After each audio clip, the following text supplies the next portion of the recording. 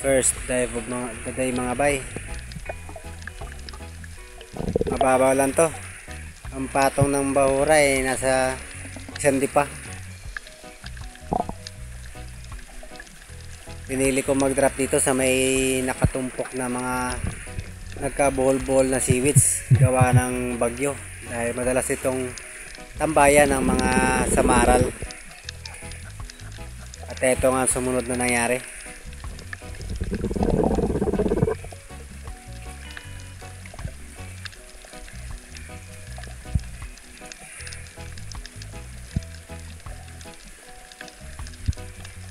Meron ng isang grupo ng mga samaral na dumaan at malayo yung direksyon ng pana natin, kaya nag-fish call na lang ako at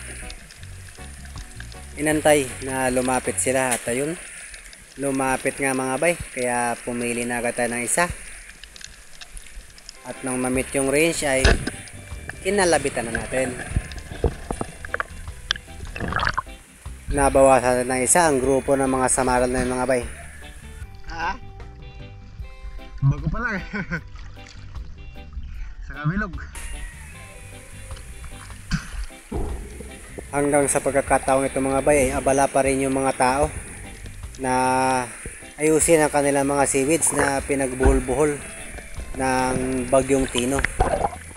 Kagaya nga nitong area na kung saan ako nagda-dive, talagang nakakapanghinayang.